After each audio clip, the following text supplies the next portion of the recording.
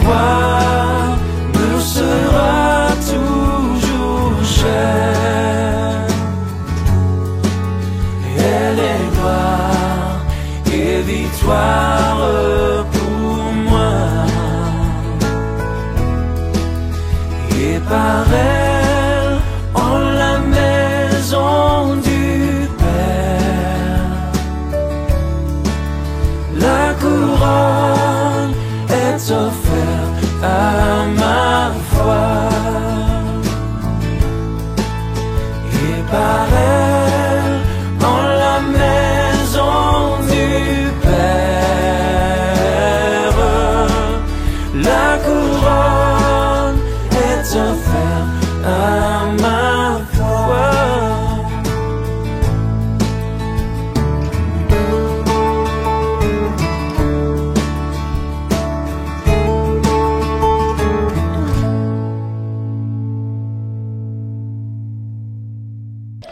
J'ai vraiment la joie et la reconnaissance de partager avec vous ce que le Seigneur a mis sur mon cœur ce matin. Et sans tarder, on va lui rendre grâce. Père Céleste, au nom de Jésus-Christ, nous nous effaçons et je m'efface devant toi, Père Saint. Seigneur, que tu parles à ton peuple ce matin, dans le puissant et glorieux nom de Jésus-Christ. Amen, notre Seigneur. Chers frères et sœurs, chers visiteurs, et vous qui nous suivez via Internet, permettez-moi en introduction à ce message de vous livrer mon sentiment personnel. Je voudrais intituler ce message ce matin « Une maison solidement bâtie ». L'Église de Jésus-Christ. Beaucoup encore ont besoin de comprendre, de découvrir et de redécouvrir les trésors cachés de la maison de Dieu, l'Église de Jésus-Christ. Souvent nous venons à l'Église par habitude, routine, parfois sans grande conviction, sans joie. Nous affirmons que nous sommes chrétiens, mais beaucoup vivent encore dans la crainte face au quotidien de la vie. D'autres sont fatigués, déprimés par les soubresauts rencontrés. Finalement, quel état des lieux de nos vies, frères et sœurs? Venez à moi, vous qui êtes fatigués et chargés, et je vous donnerai du repos, dit le Seigneur. En réalité, nous ignorons, frères et sœurs, très souvent, qui nous sommes et représentons en tant que chrétiens. Ce qu'est l'Église, son but, sa finalité, sa destination, sa position spirituelle dans le plan divin du salut, de l'humanité déchue. C'est notre statut actuel. Ce matin, je veux parler de vous et moi, du peuple que Dieu s'est acquis par le sang de son Fils, le Seigneur Jésus-Christ, comme une maison solidement établie, fondée en tant que colonne de la vérité, pour la joie et la paix, le bonheur, la vie en abondance de ses membres que nous sommes tous ensemble.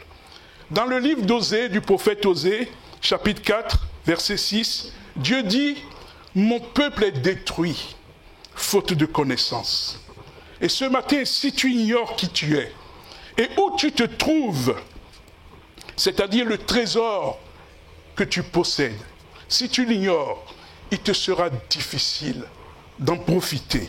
C'est pourquoi il nous est avantageux de nous approprier, de bien intégrer cet enseignement bien utile pour nous redéfinir, nous encourager et nous fortifier dans un environnement et siècle devenu difficile, mauvais et au final périlleux. Au regard de la densité du sujet que nous allons partager ce matin, ce sujet que je visite, j'ai préféré, sur la base des éléments à partager, présenter ce thème en 2 parties au moins, tout en précisant que tous les éléments du sujet, tellement il est vaste, ne sont pas inclus dans ma prédication. La première partie porte sur la présentation générale de l'édifice Église dans ses significations, définitions, concepts, sa conformité à la normalité divine, ce qui sera exclusivement l'objet de notre partage de ce jour. La deuxième partie, sur une prochaine prédication, ce qui suppose que je sois invité à nouveau par le pasteur René. Comme on en a parlé d'une maison solidement fondée, bâtie, un édifice spirituel. Elle portera sur la maîtrise d'ouvrage. Maître d'ouvrage, tout comme du maître d'œuvre, dans sa légitimité, sa dimension, autrement son action et ses moyens. Comme vous le savez au plan terrestre, pour édifier un ouvrage jusqu'ici, il faut présenter un cahier des charges. Il peut être spécifique et fonctionnel tous les deux à la fois. Je prends un exemple. Quand vous construisez une infrastructure, un aéroport, un pont, un gratte-ciel, un aéronef, un navire, une fusée ou navette spatiale, même la station spatiale, vous savez, que sais-je? Il faudra, pour mettre toutes ces infrastructures, ces ouvrages, un système qui fonctionne, et il y a toujours derrière un père technique. Et pour l'Église, la démarche est pareille. C'est Dieu lui-même, l'Éternel des armées, qui en est la source, à la fois en tant que bâtisseur et mainteneur. Et nous parlons ici du Père, et sa parole, Dieu le Fils, et du Saint-Esprit. C'est ce que nous verrons une prochaine fois, si Dieu le permet.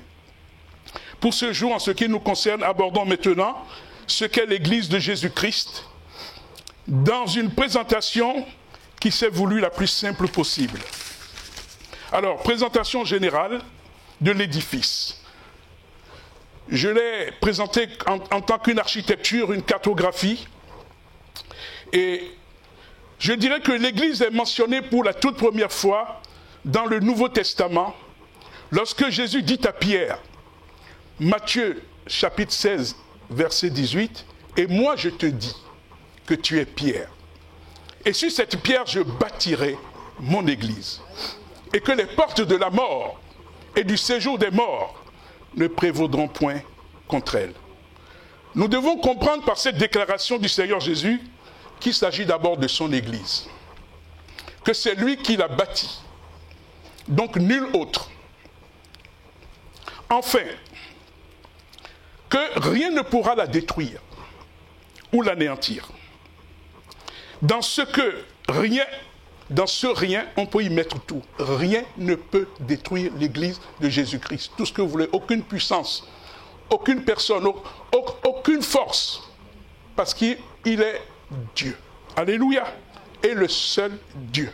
Amen. Étymologiquement, il faut qu'on comprenne qu'est-ce que c'est que le terme Église. C'est un terme qui vient du mot grec ekklésia, du verbe ekkaleo, ce qui signifie appeler hors d'eux.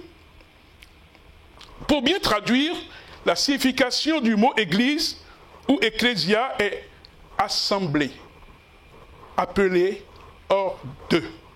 Ce qui se traduit encore par séparé, mis à part. Ce qui signifie encore sanctifié, préparé pour, destiné à. Le point final, précis, définitif, l'Église du Seigneur Jésus-Christ comme une assemblée de personnes qu'il appelle, qu'il assemble et met à part, qu'il sanctifie. C'est ce que nous sommes, frères et sœurs.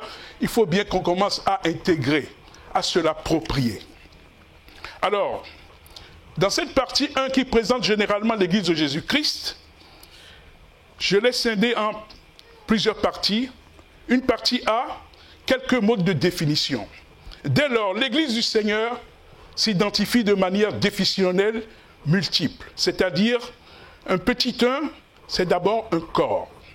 Le corps de Christ, formé de nombreux et divers membres. Dans Éphésiens 5, 23, c'est écrit « Christ est le chef de l'Église, qui est son corps et dont il est le sauveur. » Et dans Corinthiens 12, versets 12 à 14, « Car comme le corps est un et a plusieurs membres, et comme tous les membres du corps, malgré leur nombre, ne forment qu'un seul corps, ainsi en est-il de Christ. » Je vous exhorte à lire vraiment tout le passage de Corinthiens 12, qu'on ne peut pas lire entièrement ici.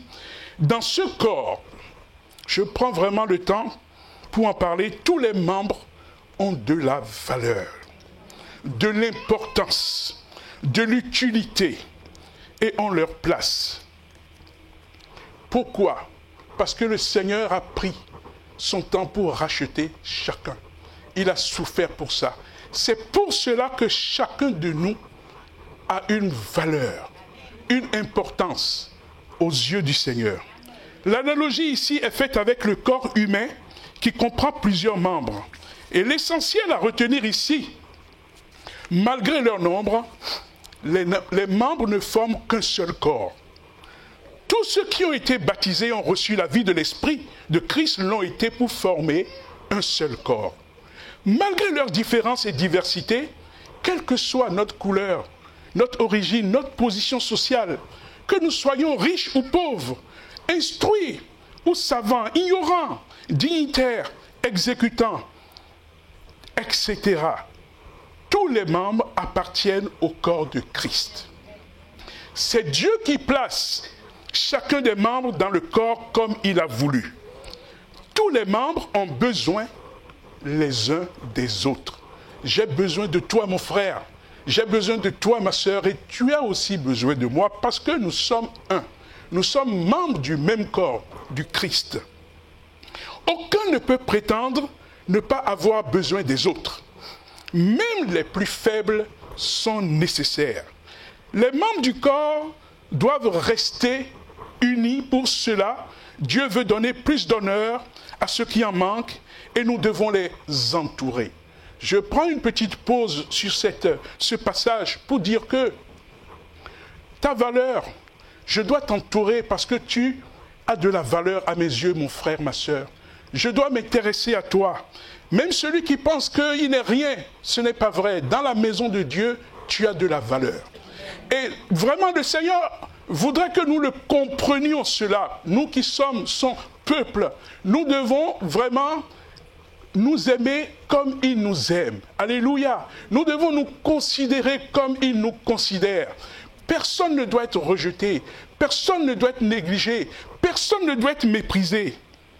La souffrance d'un membre ne peut pas laisser l'autre indifférent, car les membres doivent prendre soin les uns des autres.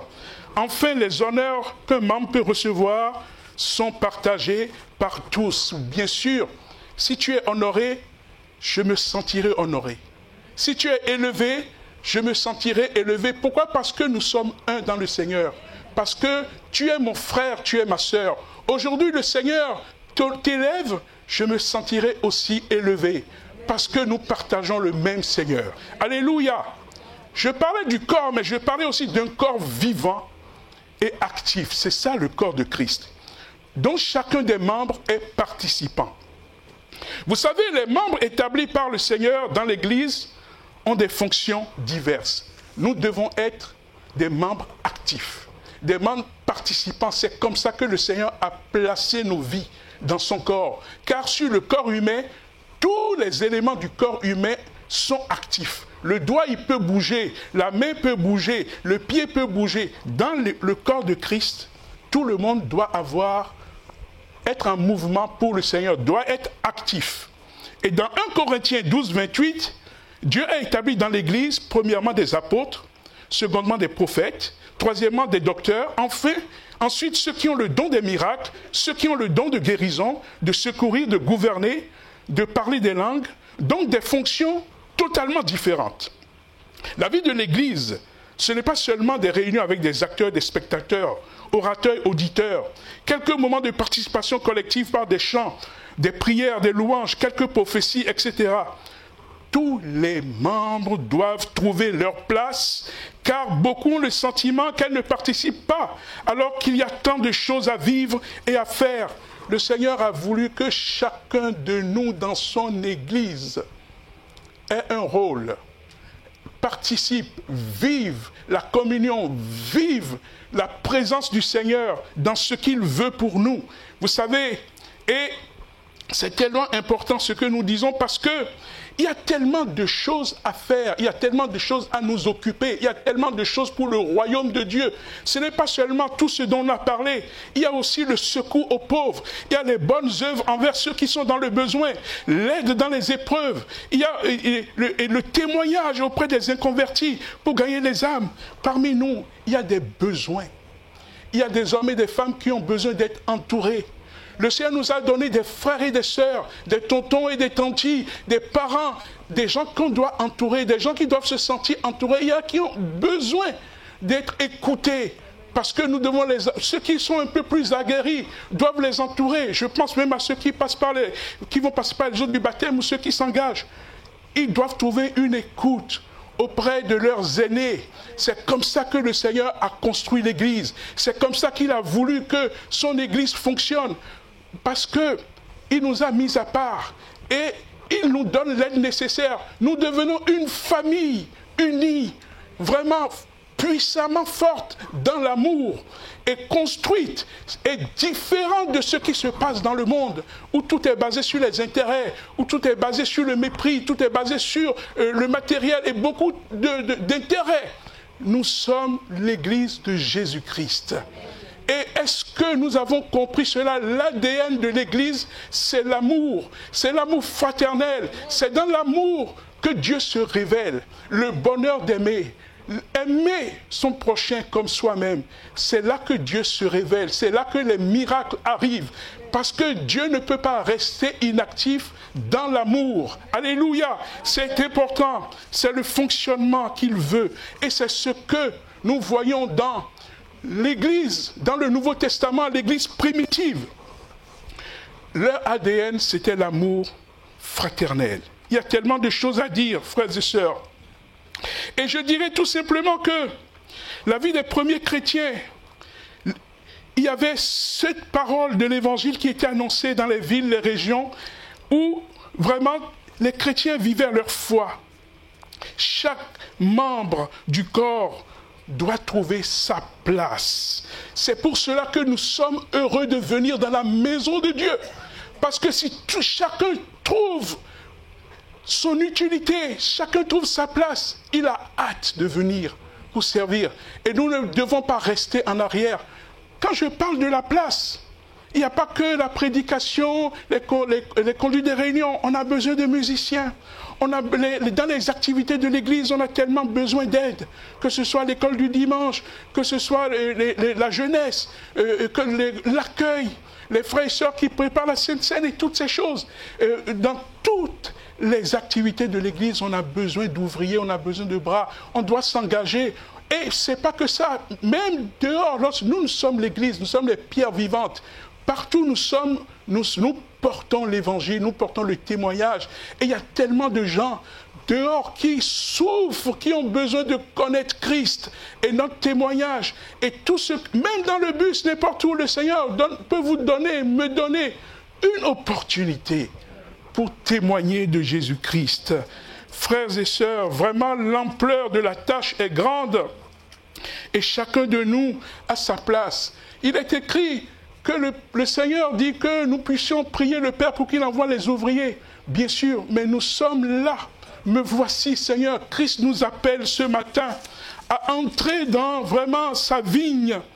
Et vous savez, c'est très important ce que nous partageons. Que ce soit individuellement, personnellement, collectivement, pour nous tous aujourd'hui. Il y a un besoin de comprendre ce que le Seigneur veut, là où il nous a mis dans son Église. Vous savez, le souci des apôtres et auteurs de lettres aux églises concernait vraiment la bonne tenue dans la paix des croyants, le comportement respectueux les uns envers les autres, la considération. Je parle de nous en tant que membres du corps de Christ. Nous devons considérer les frères, les sœurs, nos bien-aimés qui sont entre nous. Vous savez, nous sommes une vraie famille. Moi, je vous vois plus que ma vraie famille. Parce que nous nous voyons tous les dimanches, parfois le mardi. Mais je peux vous assurer que les cousins, les cousines que j'ai, je les vois peut-être 2, 3, 4 fois dans l'année. Mais nous, on se voit régulièrement parce que nous sommes la famille de Dieu. Et dans cette famille, nous avons besoin de vivre ce que Dieu a voulu pour nous, n'est-ce pas? Je parle de vraiment nous aimer les uns les autres. Nous devons être soumis aux enseignements de la parole. Nous devons avoir une bonne conduite les uns envers les autres. Et dans le témoignage, nous devons vraiment être exhortés à la sainteté et à la charité. Les membres du corps que nous sommes doivent faire preuve de patience, de douceur, de support mutuel, d'amour fraternel, en rappelant que les sentiments qui nous animent doivent être ceux du Seigneur Jésus-Christ. Amour, compassion, miséricorde, humilité, modestie, simplicité, dévouement, zèle. Frères et sœurs, vous savez, le Seigneur dira que, en amenant un enfant au milieu des apôtres qui se disputaient pour savoir qui était le plus grand, il disait qu'il fallait être comme cet enfant, parce que pour entrer dans le royaume, c'est pour ceux qui ressemblent aux enfants. Et les enfants, ils sont petits, ils sont simples, ils sont humbles. Et nous devons comprendre que le Seigneur lui-même, il s'est fait petit pour venir, pour quitter son trône, pour venir parmi nous. Et quand il disait qu'il serait difficile à un riche de rentrer dans le royaume, ce n'était pas qu'il serait impossible, mais difficile à un riche de rentrer dans le royaume. Ce jeune homme riche à qui le Seigneur lui a dit d'aller vendre tous ses biens, de le suivre s'il voulait la vie. Parce qu'il serait plus difficile, comme un chameau, vous voyez la tête de chameau, de passer dans le trou d'une aiguille.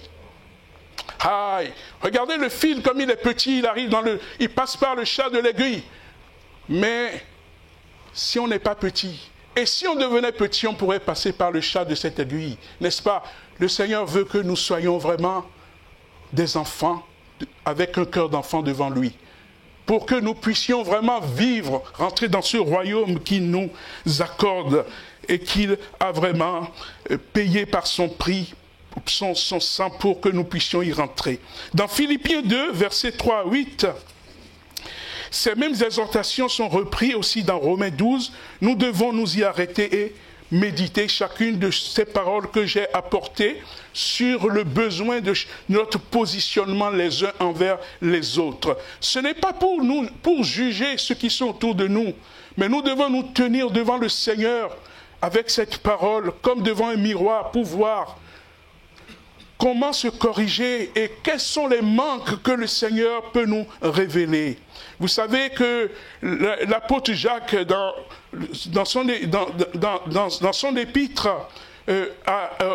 chapitre 1, disait, dans le verset 23-25, il parlait sur la nécessité de mettre la parole que nous recevons en pratique. Comme membres du corps de Christ, nous devons nous interroger sur le regard du Seigneur à notre égard. Mais comment le Seigneur nous voit-il? Comment te voit-il? Comment me voit-il? N'oublions pas que le Seigneur, en tant que chef du corps de l'Église, sait et voit et entend tout ce qui concerne ses membres qu'il a placés. Il nous confie une tâche dans sa maison.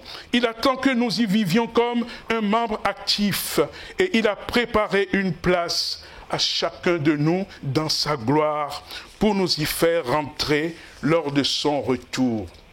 Car nous comptons, beaucoup posent la question et se posent la question, qu'est-ce que je compte aux yeux de Dieu? Peut-être je ne peux rien, je ne suis rien, ce n'est pas vrai. Tu as de la valeur. Vous savez, dans cette parabole de la brebis perdue dans Luc 15, voici un homme, le Seigneur, quand il parlait de cette histoire, Luc 15, du verset 3 à 7, et qui disait, qui parmi vous aurait 100 brebis et qu'une soit perdue, et que ne laisserait-il pas les autres bien en sécurité, et serait parti chercher cette brebis. Et ils auraient passé beaucoup d'endroits jusqu'à trouver cette brebis, peut-être craintive, peut-être quelque dans un coin, et il le prend, il le met sur ses épaules, et il le ramène à la bergerie, et puis il dira à tous ceux qui étaient là, réjouissez-vous avec moi, j'ai retrouvé la brebis qui était perdue. Quelle que soit notre errance, Jésus-Christ est celui qui viendra nous chercher. et nous ramener à la bergerie. Donc ne dis pas ce matin, qu'est-ce que je compte pour Dieu? Car tu as de la valeur pour le Seigneur. Frères et sœurs, c'est pour cela que ça te donnera la joie d'être dans sa maison, de savoir que tu comptes pour Dieu et que tu comptes pour ton frère et ta sœur. Si nous sommes vraiment des enfants, des imitateurs de Christ, nous devons vraiment avoir un regard les uns envers les autres, frères et sœurs. Et c'est le but. Et le Seigneur va nous y aider parce qu'il faut lui demander cela dans la prière. Seigneur, accorde-moi de l'amour. Donne-moi de l'amour pour mon frère. Donne-moi de l'amour pour ma sœur. Je veux connaître, je veux vivre l'amour parce que Jésus est entièrement amour.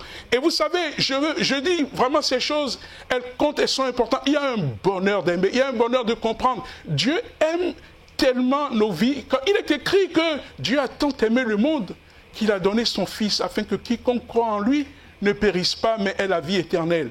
L'amour est toujours l'amour. Et dans le ciel, c'est l'amour. Frères et sœurs, des paroles sont attestées. Je pense vraiment à l'apôtre Jean qui mettait sa tête sur la poitrine du Seigneur Jésus parce qu'il avait confiance. Il savait qu'il était aimé parmi les disciples. Lui, il osait, il mettait sa tête sur la poitrine. C'est écrit dans l'Évangile, vous pouvez le lire. L'amour qui nous presse, l'amour que Dieu nous donne, l'amour d'aimer mon frère et ma sœur. Or, si même il ne restait qu'un steak dans ma maison, je suis prêt à le partager avec toi, mon frère. Si tu viens à la maison, tu me dis, invite-moi, je veux manger avec toi aujourd'hui. Même s'il n'était qu'un sandwich, c'est avec un bonheur que je le partagerai. Oui, je demande cet amour au Seigneur, parce que c'est tout ce qui nous restera quand nous partirons. Nous laisserons tout. Nous laisserons les maisons, les fruits de nos efforts, tout ce que nous avons essayé de suer, on le laissera. Et on rentrera dans le royaume de Dieu, le royaume d'amour, frères et sœurs. Je vous parle de l'amour de l'Église. Jésus-Christ est amour. Et son Église doit être amour pour accueillir.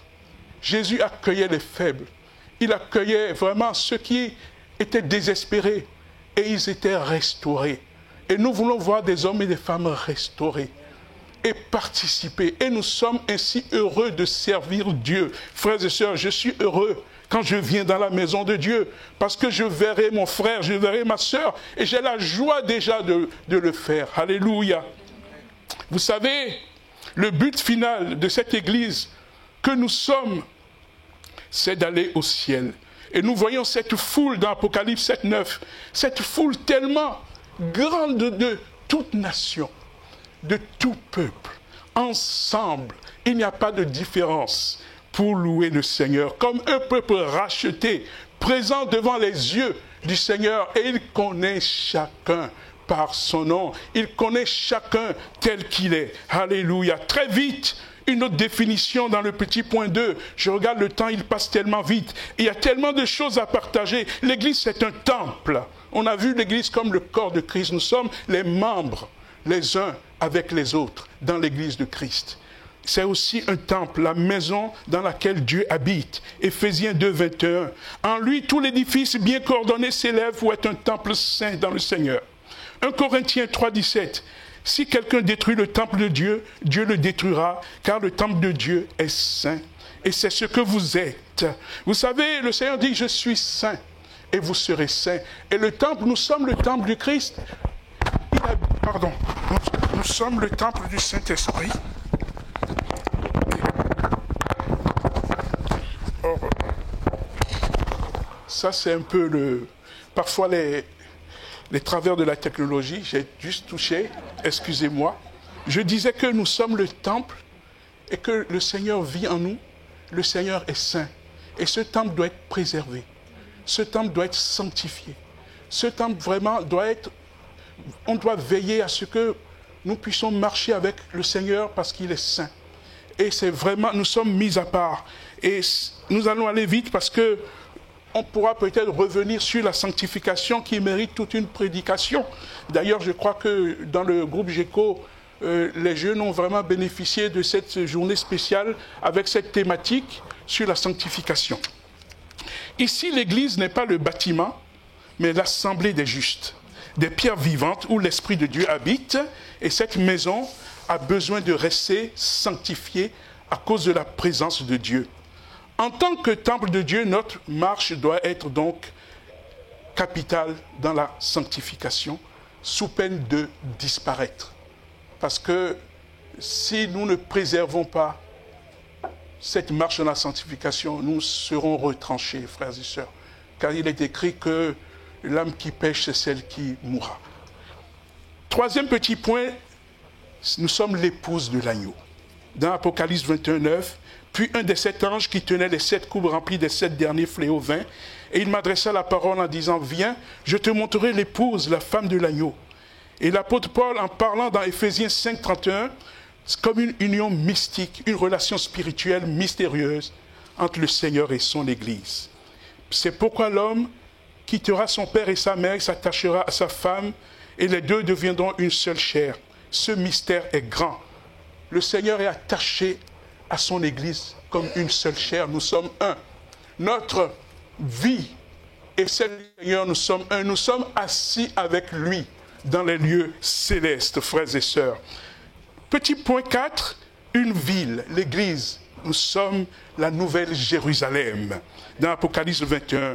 Et versets 10 à 11, et il me transporta en esprit sur une grande et haute montagne, et il me montra la ville sainte, Jérusalem, qui descendait du ciel d'auprès de Dieu, ayant la gloire de Dieu. Son éclat était semblable à celui d'une pierre très précieuse, d'une pierre de jaspe transparente comme du cristal. Nous voyons ici l'Église telle que le Seigneur l'a prévue et conçue dans sa trajectoire, sa construction dans le temps, depuis le commencement, sa naissance, lors de l'appel des premiers disciples et le moment où elle est scellée, apparaissant comme l'Église, le jour de la Pentecôte à Jérusalem, puis dans sa croissance tout au long des siècles, jusqu'au jour où elle apparaîtra sans tache ni ride dans la gloire de Dieu, là où le Seigneur reviendra pour chercher son Église, et nous disons Amen. Alléluia. J'ai pris un deuxième point B pour présenter l'Église dans ses appellations et diversités. Nous parlons d'église locale. Dans le Nouveau Testament, on découvre plusieurs appellations, église de Christ, église de Dieu, église des saints, ou les situant du nom des régions où elles se trouvent. Vous savez, on parlera de les églises d'Asie, dans 1 Corinthiens 16, les églises de Galatie, et aujourd'hui on parle des églises de France, les églises de la Bretagne, les églises du Nord, les églises d'Europe, d'Afrique, d'Asie, d'Australie, d'Amérique, etc. Et puis, nous parlons des églises qui sont locales. On trouve aussi les églises de maison, c'est-à-dire une assemblée de frères et sœurs qui se réunissent régulièrement dans la maison de l'un d'entre eux pour y prier, étudier et méditer la parole de Dieu, adorer, louer, servir le Seigneur.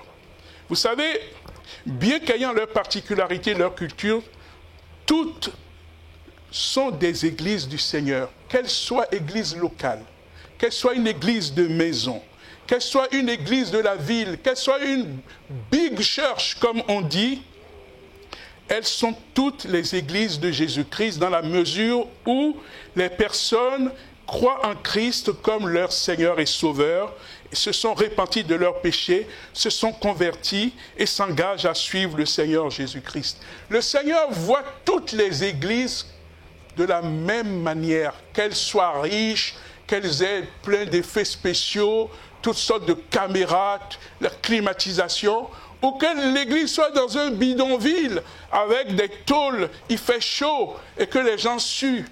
C'est l'église du Seigneur parce que l'église c'est d'abord les pierres vivantes, c'est pas les bâtiments, c'est ceux qui sont là pour se réunir. Amen. On parle d'assemblées, de communautés, d'églises, de cellules.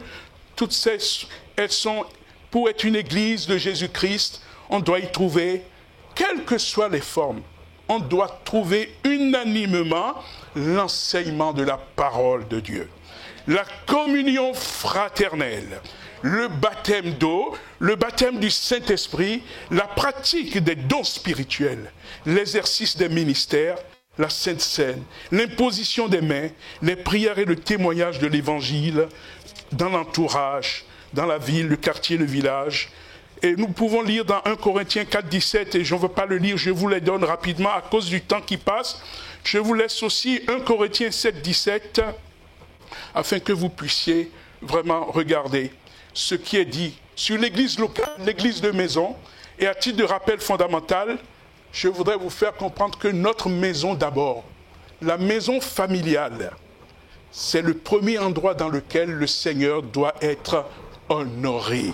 Vous savez, c'est important parce que c'est un commandement, parce que c'est écrit dans Josué 24, 15, « Moi et ma maison, nous servirons l'Éternel ». Notre maison doit être un lieu de piété, un endroit où la famille honore et sert le Seigneur. Est-ce que nous sommes conscients qu'à la maison, nos enfants doivent aussi être vraiment avec nous, participer, être enseignés de la parole de Dieu? C'est très important. Beaucoup de familles font des petits cultes familiales, des cultes familiaux, je veux dire, où ils partagent la parole à tour de rôle avec les enfants, on y lit, on prie avant la nourriture. Frères et sœurs, permettez-moi de vous dire que les enfants gardent ces choses jusqu'à ce quand ils sont grands. Ils n'oublient jamais.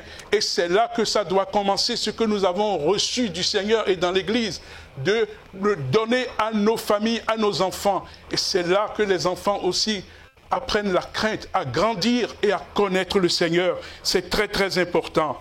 Je dirais un petit mot encore sur les églises de maison. Vous savez, les églises de maison, c'est pas négligeable, c'est pas méprisable parce que c'est biblique. Hein. On les retrouve dans plusieurs passages des épîtres, que ce soit dans Philémon, qui est un ami de Paul, où ce frère avait une église dans sa maison, la maison de Lydie à Philippe dans Acte 16, la maison d'Aquilas et Priscille qui sont des compagnons de Paul à Rome, la maison de Philippe l'évangéliste, c'est écrit dans Acte 21, salutations à la maison de Aristobule, salutations à la maison de Narcisse dans d'autres écrits, dans Romains, où Paul parle.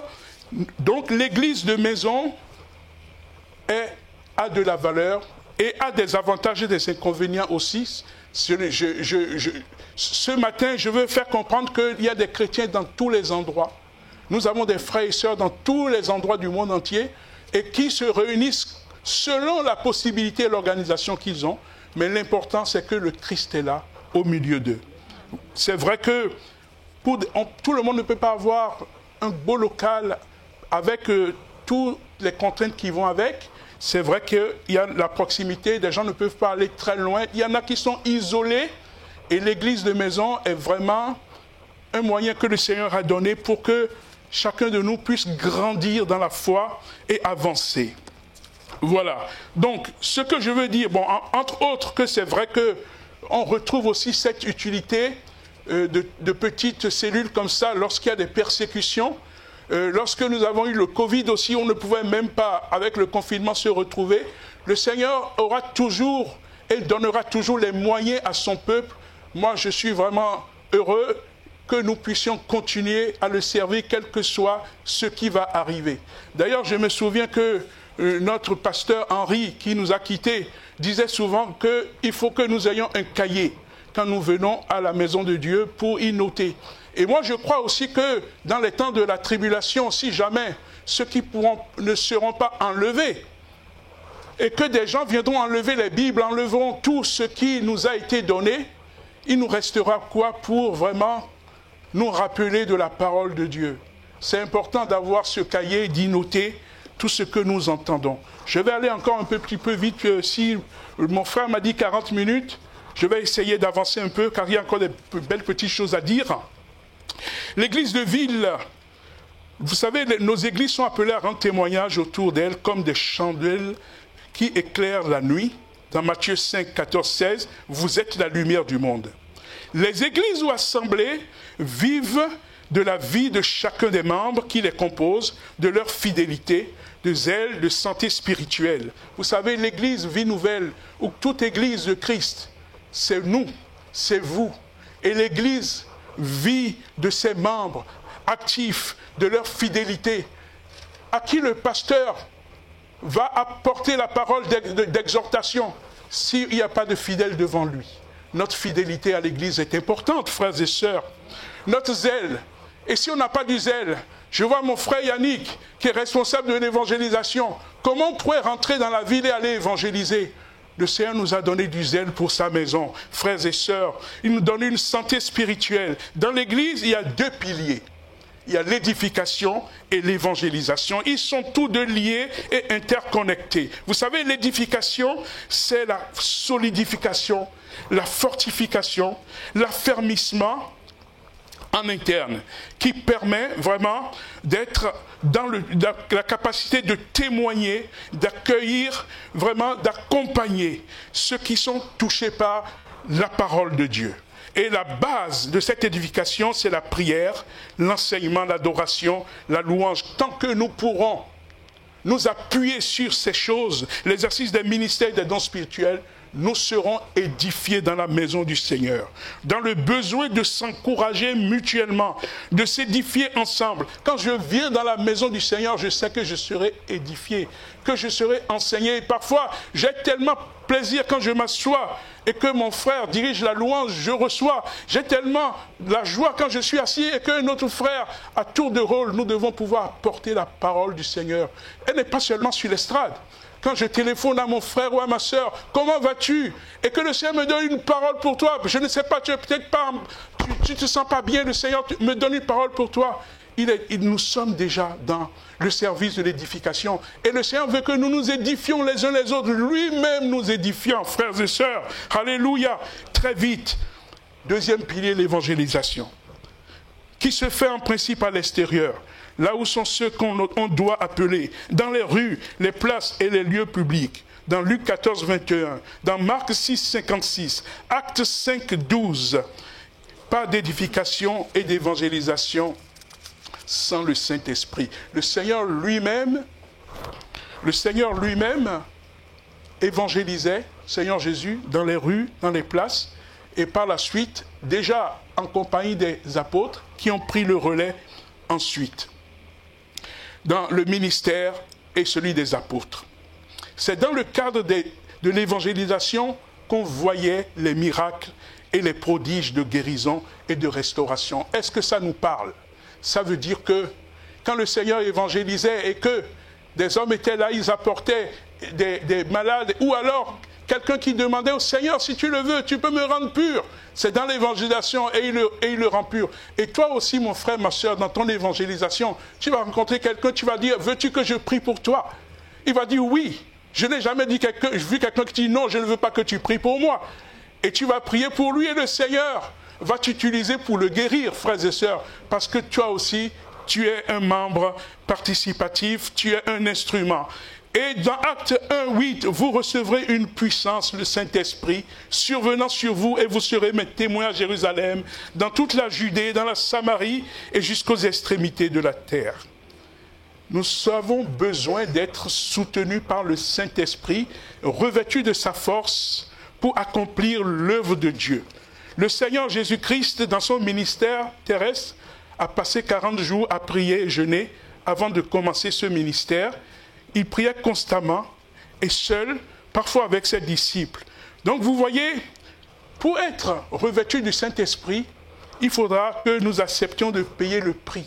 Parce que nous ne pouvons pas servir efficacement le Seigneur si nous n'avons pas le Saint-Esprit. Et le Saint-Esprit ne vient pas comme ça, cadeau, comme on dira dans certaines expressions. Il faudra vraiment prier, il faudra vraiment se tenir dans sa présence pour qu'il nous revête de puissance et de force, pour pouvoir aller délivrer les captifs, pour pouvoir vraiment apporter le salut aux hommes et aux femmes qui sont autour de nous. Nous devons être conscients, on ne doit pas être égoïste. Nous sommes sauvés à cause du sang de Jésus-Christ. Nous devons servir le Seigneur parce que nous avons été sauvés. Alléluia. Et le service, l'essentiel du service que nous pouvons faire pour notre Dieu, la justice que nous pouvons lui apporter, c'est de témoigner qu'il est bon pour les autres. C'est de témoigner qu'il est la vie. C'est de témoigner qu'il donne le salut. Et de dire aux hommes et aux femmes qui sont fatigués et chargés, les frères, les sœurs, nos frères humains, venez au Seigneur pour avoir la vie. Nous devons être des témoins du Seigneur Jésus-Christ. Mais il nous faut l'onction. C'est important, il faut demander. C'est une promesse de Dieu pour son Église et il la donne. Un autre concept, et je vais finir par cette partie, c'est de parler de l'Église. La maison Église, c'est la maison de Dieu. Bethel, dans Genèse 28, 10, 19. Je vous exhorte à lire Genèse 28, je crois que c'est Jacob lorsqu'il fuyait Isaïe et qu'il allait vers la maison de son oncle et qu'il est arrivé dans un endroit désert et il s'est couché, il voyait les anges qui descendaient et qui montaient parce que le Seigneur avait dit à Jacob, je serai avec toi, ne t'inquiète pas, je te protégerai. Et il dit, je ne savais pas que Dieu était ici, c'était la maison de Dieu, n'est-ce pas? Et donc je disais que l'Église a pour nom Bethel, la maison de Dieu. Là où 2 ou 3 sont assemblés en mon nom, je suis au milieu d'eux, dit Jésus. Et encore, je suis avec vous tous les jours jusqu'à la fin du monde. Vous savez, je veux dire que ce passage que je viens de partager avec vous, je l'ai édité tout à l'heure, je l'ai énoncé tout à l'heure avec un frère qui me disait, mais Gilles, tu sais, il faut bien dire que quand on est 2 ou 3, il faut que nous soyons unis. Car même si nous sommes rassemblés, nous ne sommes pas unis, le Seigneur ne sera pas entre nous. Mais le Seigneur est comment je veux dire? Le Seigneur est parmi nous. Je suis là où 2 ou 3 sont assemblés, à condition que nous soyons unis. Mais je trouve que c'est tellement normal, puisque si nous sommes des frères et sœurs dans le Seigneur Jésus-Christ, ce qui nous unit, c'est l'Esprit de Dieu. Donc si nous sommes ensemble pour le prier, nous devons être d'abord unis par la pensée. Et si nous sommes unis, le Seigneur dit qu'il est au milieu de nous et qu'il habitera au milieu de son peuple. Il sera notre Dieu et nous serons son peuple, car nous sommes son temple. Le Saint-Esprit habite en nous, il est au milieu de nous. Et nous connaissons que le Seigneur est au milieu de nous par le Saint-Esprit. Le Saint-Esprit doit mettre à ton cœur que tu es enfant de Dieu. Je vous assure, frères et sœurs, que le Seigneur est fidèle. Quand vous êtes consacrés, quand vous priez, quand vous invoquez, quand votre relation avec le Seigneur est vraiment établie, vous devez entendre la voix du Seigneur vous parler. Le Saint-Esprit, il aime vous guider. Quand vous allez quelque part, il vous corrige, il dit non, ne va pas là, va par ici. Quand même quelqu'un vient vers vous, le Saint-Esprit vous dit, celui-là, il a une bonne pensée pour vous. C'est ce que le Seigneur veut que chacun de vous vive. Il n'y a pas de secret là. C'est le trésor de Dieu. Et pour avoir ça, c'est les genoux à terre par la foi. Comptez sur le Seigneur. Et le Seigneur nous équipe. Frères et sœurs, c'est important. Bethléem, la maison du pain. C'est toujours la maison de Dieu. La maison où il y a la nourriture pour l'âme, selon la parole de Dieu. L'homme ne vivra pas de pain seulement, mais de toute parole qui sort de la bouche de Dieu. L'Église doit veiller à s'attacher à la parole. Frères et sœurs, j'entends souvent dans mon cœur, lis la parole, lis la Bible, lis la Bible. Je me dis, est-ce que c'est moi-même qui me le dis? Je pense que c'est le Saint-Esprit qui me le dit. Et il te le dit aussi, lis la Bible, lis la parole. Regardez, c'est un livre, il n'est pas aussi grand, il est tout petit. Il y a des livres qui sont plus gros que ça. Mais en la lisant, nous avons la vie. En croyant en elle, nous avons la vie. Excusez-moi. Ensuite, on continue. Le pain de vie, c'est Jésus-Christ qui donne la vie au monde. Nous devons enseigner, nous devons prêcher tout le conseil de Dieu, de la parole telle qu'elle nous a été donnée. C'est pour ça qu'elle est appelée le pain. Vous savez, le pain, c'est le symbole de la vie. Parce que c'est le pain qui nourrit, qui donne la force au corps. Quand nous nous approchons de la table du Seigneur, frères et sœurs, croyez-moi, ne vous privez pas de cette table. Je le dis pourquoi? Parce que quand on s'examine, on dit au Seigneur, Seigneur, je ne suis pas digne, mais je veux m'approcher de toi. Seigneur, pardonne-moi, Seigneur, je te confesse mon péché. Mais quand on prend cette table, on communie avec le Seigneur, quand on s'approche de cette table, et on communie les uns avec les autres. Frères, nous sommes renouvelés. Notre intelligence est renouvelée. Notre force est renouvelée. Nous devons affronter une semaine qui démarre. Et nous prions. Vous savez, je vais même vous dire une chose. Dans l'église primitive, et vous pouvez le vérifier dans Acte 2, je pense, ils communiaient tous les jours parce qu'ils étaient assemblés tous les jours. La fraction du pain, c'était tous les jours. Et la fraction du pain, c'est quoi? Lorsque nous nous approchons de la table du Seigneur, nous sommes sanctifiés à cause de ce qu'il a mis en place. Son esprit nous sanctifie. Et comme tous les jours, les chrétiens, les premiers chrétiens, ils partageaient le pain tous les jours, ils étaient dans cette sanctification, dans cette communion. Et ils vivaient des miracles extraordinaires. Frères et sœurs, on continue. Bethesda, quelques minutes. Bethesda, je vois les pasteurs me faire la main. Attention, tu dépasses. Non, je prends encore 2 petites minutes. La maison de miséricorde, Bethesda, Jean 5, 2. L'église doit être le lieu où il est possible de trouver le pardon de nos péchés, la guérison de nos maladies et le secours dans nos détresses. Alléluia. Vous savez, 2 Corinthiens 12, je crains de trouver des querelles et de la jalousie, des animosités, des cabales, des calomnies, de l'orgueil. Maintenant, après ce message, je crois qu'on ne trouvera plus ça, frères et sœurs. Et je continue pour dire la maison de l'affligé, Béthanie, Jean 12. L'église de Jésus est l'endroit où doivent être dispensées les consolations divines. Alléluia. Nous devons offrir aux gens des consolations de Dieu, de compassion par l'écriture, des paroles de grâce et d'encouragement, de foi et d'espérance. Frères et sœurs, des bonnes paroles pour édifier, pour communiquer une grâce à ceux qui l'entendent. Il y a des gens qui espèrent des paroles pour les encourager. Et le Seigneur te donne ces paroles pour eux. Et tu ne peux pas savoir l'effet que ça peut avoir sur eux. Oh là là, vraiment, tu m'as béni mon frère, tu m'as béni ma soeur, et tu es appelé à ça. Une maison de prière, j'ai fini. Une maison de prière pour tous. Si l'église est la maison de Dieu, une maison où l'on prie les uns pour les autres.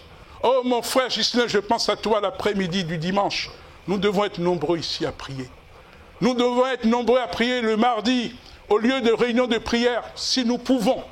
Parce que parfois les distances sont longues, parfois certains travaillent. Mes frères et sœurs, le Seigneur regarde comment nous vivons notre vie spirituelle. Et comment nous marchons avec lui.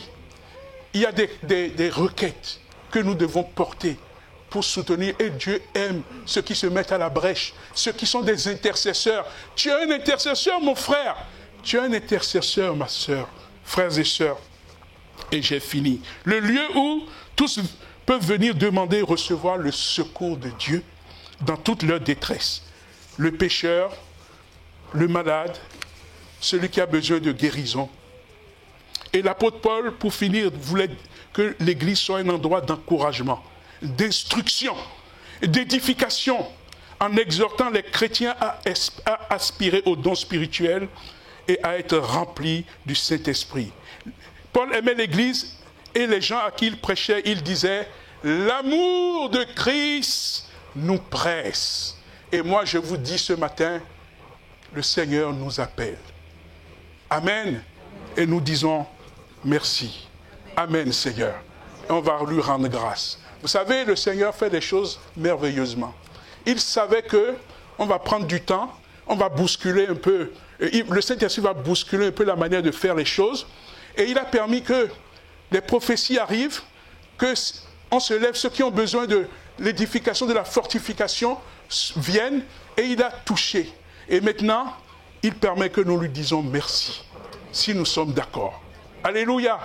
Père Céleste, nous te rendons grâce, au nom puissant de Jésus-Christ. Tu as dit, je bâtirai mon église. Et ni la mort, ni le séjour des morts ne prévaudront contre elle. Seigneur, nous sommes tellement reconnaissants pour ta parole. Et nous voulons te dire merci, Père Céleste, de ce que tu nous as placés chacun dans ta maison, dans ton église. Et nous te demandons maintenant de nous aider, de nous équiper, de nous envoyer pour la mission que tu as voulu. Tu as dit que nous serons tes témoins. Mais déjà dans ton église, que chacun trouve sa place. Que chacun soit dans la joie de venir dans ta maison, écouter ta parole, écouter ton conseil, écouter ton instruction. Seigneur, que chacun de nous reçoive individuellement ton onction pour aller dans le monde, pour être des gagneurs d'âme. Seigneur, dans peu de temps, tu vas revenir. Et nous voulons vraiment être dans la joie d'entendre, viens fidèle serviteur, entre dans la joie de ton maître, parce que nos voix ont été trouvées agréables à tes yeux. Notre obéissance, notre fidélité, tu l'as trouvée agréable, parce que Seigneur, tu nous as accompagnés, tu nous as aidés, et nous avons compris ce que tu veux de nous, être l'Église de Jésus-Christ, sans tache ni ride, qui reviendra bientôt pour nous chercher. Et je te dis merci. Bénis ton peuple ce matin. Seigneur, tu nous as encouragés par cette parole. Et si tu le permets, je reviendrai parler de toi en tant que le maître de l'ouvrage de l'Église bâti, l'édifice. Seigneur, bénis-nous, accorde-nous une bonne semaine. Et Seigneur, nous voulons vraiment penser à tous ceux qui sont loin de toi et qui ont besoin de t'approcher. Merci pour tout. Et si j'ai oublié quelque chose, Seigneur, tu suppléeras, tu compléteras ma prière par le Saint-Esprit. Et je dis Amen. Au nom de Jésus-Christ, Amen. Alléluia.